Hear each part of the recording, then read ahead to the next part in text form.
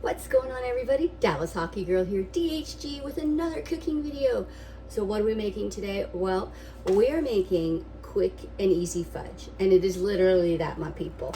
Quick and easy. This was a recipe from a friend's cookbook, one of her family cookbooks. Her family put together all kinds of recipes, and this was one of them, and it is super easy. Super easy. So let me show you what we got going on.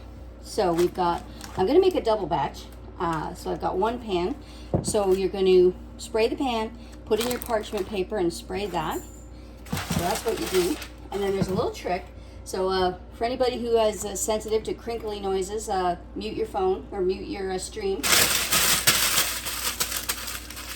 So the best thing is to crinkle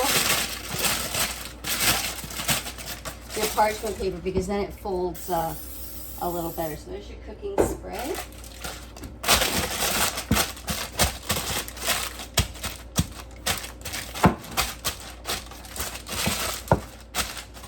And you want to make sure you try and get it as flat as you can so that the fudge sets flat.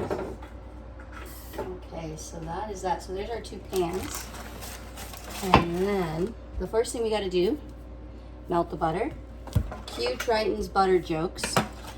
So the next thing, my butter that I get has a little measuring thing, which is very helpful. So the recipe calls for 1 cup of butter to be melted. Now, if you take your butter out of the freezer, you can still melt it, but make sure you do it very slowly. If you melt it too fast, which I have done, the butter just makes the fudge taste weird if you melt the butter too fast. So the best thing to do is, I took this butter out from the fridge last night, so it's really soft and mushy at the moment. All right, so 1 second here, and I will turn you around. My hands are all covered in butter. I will turn you around. 1 second. We're having an issue with this burner, so I have to light it myself. Normally it has a lighting feature and it will light it. I can light it with the stove, but something happened to this burner. So we're gonna melt the butter. Melting, melting, melting, just like the Wicked Witch Triton. Cue Triton's Wicked Witch. Melting! I'm melting!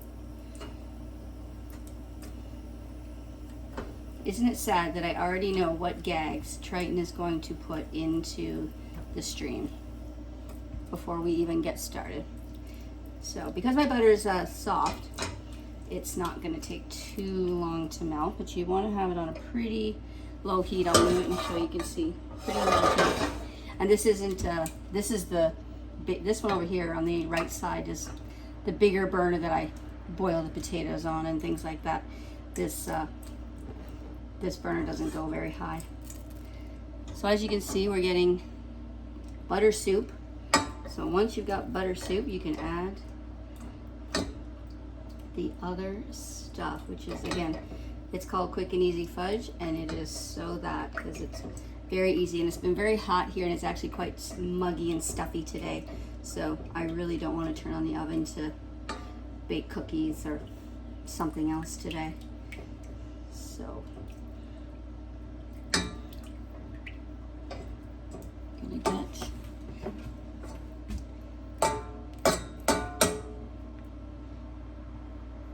get all the butter. Now, I've never made a double batch of this before, so I don't know if I were to double it and then divide it up between the two pans, if it would be any good. So I'm gonna make 2 batches separately. All right, so there, as you can see, all melted. Or actually, I'll probably do it. It's easier to probably see it this way. All melted butter soup. So then,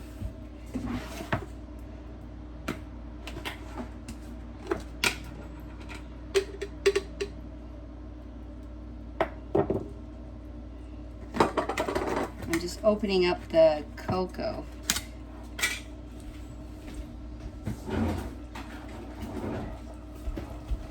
I'll spin you around so you can see what I'm doing.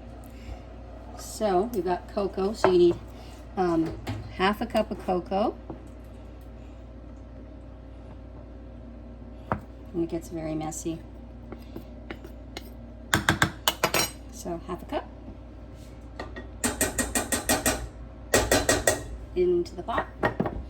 And then you're gonna do 1/2 cup of cornstarch, because that's what sort of sets and thickens the fudge. Kind of like it's, not that you would use flour in this fudge. Actually, I don't remember. The recipe actually might have said use flour or cornstarch, the original recipe, so you could choose, but I chose to use cornstarch because it's a little better for fudge, because it's not as heavy. And then we're going to use our icing sugar or confectioner sugar. So I believe the original recipe said 2 to 3 cups, but I just use about 1.5 to 2 cups because icing sugar is very, very sweet. Put that over there, and then we'll spin you around so you can see. As you can see, there's our pot with all our yummy goodness. So,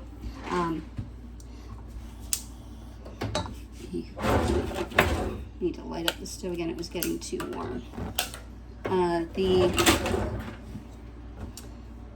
The icing sugar is very, very sweet, so you don't want too much icing sugar in your fudge, because if it's too sweet, then it's not good. There is such a thing as too sweet. All right, so you're just gonna mix it until it's all well combined. And then we'll put some vanilla in. And poll question, my people, do we measure vanilla in this house? No, we don't. No, we don't. We don't measure vanilla in this house.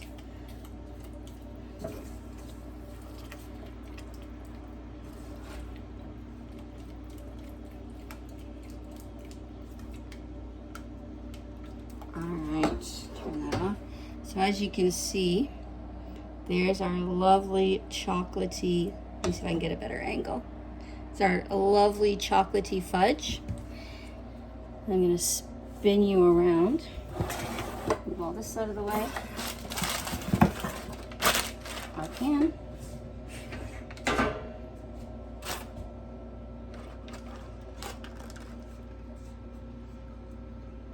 So then you pour it into the pan.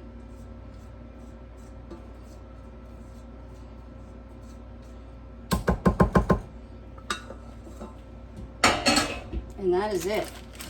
Like I said, it is quick and easy fudge. So there's, I better not do that or I'll spill it. So there's what the fudge looks like in the pan. So you're gonna set it in the fridge. Now it is almost 2 o'clock here right now. So I'm probably gonna set this in the fridge. I'll check it. I'll probably look at it tonight before I go to bed, and if it's set enough, I'll cut it up into pieces for church tomorrow. Otherwise, I'll leave it overnight and cut it in the morning. So into the fridge it goes. So we'll come back later and we'll show you how the fudge sets. Oh, me again. I forgot to say, when you put your fudge in the fridge, you probably want to just cover it loosely with some plastic wrap, just to keep it fresh as you can. There you go. We'll come back when the fudge is set. Welcome back, everybody. It's many hours later. Our fudge is set. It's been in the fridge all day. So we're gonna cut it and put it in our Tupperware and get it ready to take to church. So it's really late, so we're gonna do this really fast. So here's the reason, my people, why you put it in the parchment paper. Because then you just do this.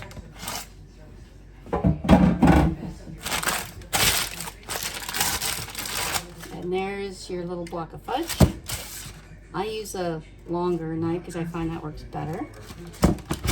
And then you just go along. The edge doesn't usually cut very good.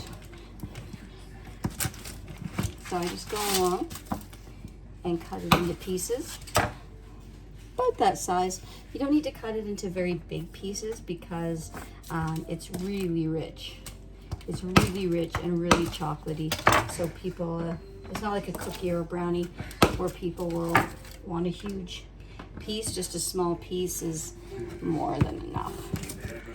So you just go along and cut it. I try and cut it into neat little squares if it cooperates.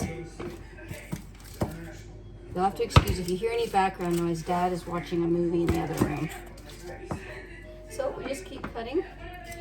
And there you have it. So we'll keep cutting. You cut the other one. Cut it into all the little pieces. And we'll put it back in the fridge. And we'll take it to church in the morning. Hope you enjoyed the video, everybody. Like and subscribe, all the YouTube things. And happy cooking.